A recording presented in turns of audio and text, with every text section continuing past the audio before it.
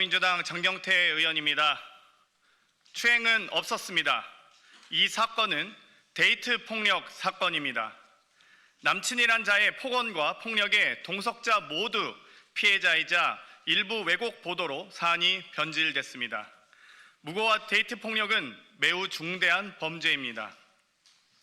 또한 자신의 범죄를 감추거나 정치적 이익을 위해 증거를 인멸하고 공작하는 것은 치졸한 범죄입니다.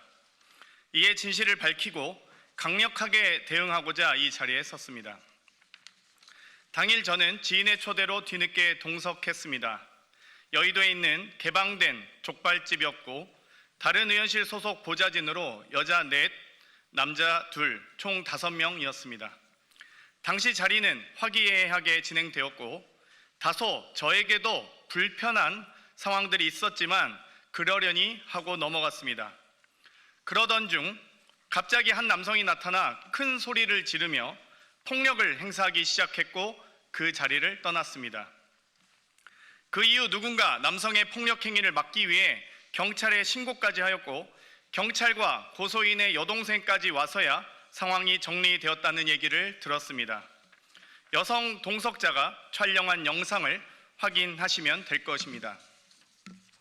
또 그 당시 경찰 출동이 추행이었다면 저는 이미 무조건 조사를 받지 않았겠습니까? 전혀 그런 사실이 없습니다. 다음날 당시 동석자들과 연락을 주고받았고 동석자 중 A씨는 어제 너무 즐거웠다. 불미스러운 일이 있었지만 고소인 남자친구분이 오셔서 소리 지르고 그러셨다라며 불미스러운 일이 고소인의 남자친구인 국민의힘 소속 동대문구청장 보좌 직원으로 인한 일임을 분명히 말했습니다. 또 B씨도 같이 자리해 주셔서 감사했고 덕분에 더 즐거웠다. 다음에 또 보자는 대화를 나눴습니다. 위의 카톡 내용만 보더라도 당시 주변인들이 만류했다는 고소인의 주장은 전혀 다른 내용으로 사실이 아님을 명백히 알 수 있습니다. 고소인은 그 다음날 남자친구의 감금, 폭행 때문에 출근도 못했고 동료들은 고소인을 데이트 폭력 피해자로 걱정했다고 합니다. 실제로 데이트 폭력에 대해 신고는 할 건지, 진단서는 떼었는지, 집은 안전한지 등 취지에 걱정을 해주고 고소인도 일단 신고하겠다고까지 답변했다고 합니다. 이 정황들은 모두 추행과는 관계가 없으며 당시 실제 발생한 사건은 폭행, 도찰, 데이트 폭력이었다는 사실을 보여줍니다. 이후 남친의 제보로 TV조선의 취재가 시작되었고 오히려 고소인은 기자에게 몰래 찍힌 영상이다. 영상이 공개되면 고소하겠다라며 피해가 없었다는 취지로 말했습니다. 이는 고소장의 추행 주장과는 정면으로 배치됩니다. 그 이후 남자친구는 여성 비서관들에게까지 전화하며 위협을 가했다고 들었습니다. 오히려 이 사건의 본질은 고소인 남자친구의 데이트 폭력이자 동석한 여성 비서관에 대한 폭언과 위협, 몰래 촬영한 불법 영상입니다. 남자친구는 영상 촬영이 장난이었다고 했지만 누구의 동의도 없이 촬영된 그날의 영상도 데이트 폭력의 한 부분일 수 있습니다. 앞으로 무고 및 추가 영상이 있는지에 대하여 경찰 수사 과정에서 밝혀져야 할 것입니다. 다음 날에도 폭언 폭력으로 인한 무단 결근이 있었고 보좌진과의 대화에서도 남자친구의 데이트 폭력에 대한 걱정이 전부였고 심지어 정신적 치료까지 받는다는 얘기를 들었었습니다. 그럼에도 무려 1년이 넘은 지금 고소장이 제출되었고 그 의도와 동기를 의심할 수밖에 없습니다. 이에 고소인을 무고죄로 고소하여 그 의도와 동기를 밝히겠습니다. 또한 저에게 폭력을 행사하고 데이트 폭력을 행사한 고소인의 남자친구인 국민의힘 소속 동대문구청장 보좌 직원을 고소 및 고발합니다. 동대문구청장은 지금이라도 제 식구 감싸기를 멈추고 해당 직원의 폭행, 불법 촬영, 데이트 폭력 등 모든 범죄 행위에 대해서 조사하고 감찰하십시오.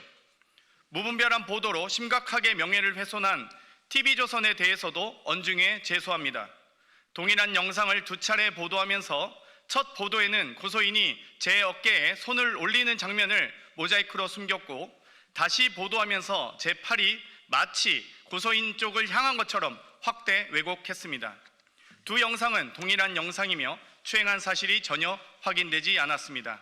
오히려 확연히 드러난 것은 고소인이 제 어깨에 손을 올리고 있는 장면입니다. 또 동일한 영상에 음성을 추가해 제대로 들리지도 않고 동작에도 맞지 않으며 고소인의 음성인지조차 확인되지 않은 소리를 악의적으로 편집하여 아니 왜 거기에 라고 단정하고 자막 처리했습니다. 이쯤 되면 이건 보도가 아니라 연출입니다. 영상 판독 등 가능한 모든 수단을 활용해 진실을 밝히겠습니다. 최초 진술을 들은 TV조선 황모 기자도 증인 요구하겠습니다. 기자로서 양심이 있다면 당시 고소인과의 통화 녹취를 공개하시기 바랍니다. 또 취재 중 데이트 폭력을 충분히 인지했을 텐데 데스크에 보고는 했는지 어떤 경로로 묵살한 것인지 여부에 대해서도 밝혀주시기 바랍니다. 더불어 저로 인해 정신치료를 받은 것처럼 보도한 동아일보에 대해 언중에 제소합니다. 해당 치료가 남친의 데이트 폭력으로 인한 것이었는지 진료 기록바 내용부터 경찰 출동 일지부터 확인하시기 바랍니다. 고소인의 허위 주장을 무분별하게 보도하거나 근거 없이 기자의 뇌피셜, 상상으로 보도한 부분에 대해서 언중이 제소 등 가능한 모든 조치를 취하겠습니다.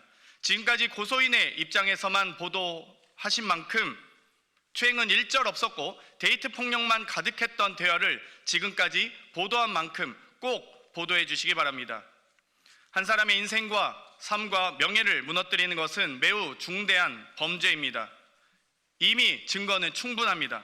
저는 무고, 폭행, 데이트 폭력, 불법 촬영 등 모든 불법에 대하여 민형사상 책임을 끝까지 묻고 진실이 규명되도록 무관용의 원칙으로 가능한 모든 조치를 다하겠습니다. 혼신의 힘을 다해서 진실을 밝히겠습니다. 감사합니다.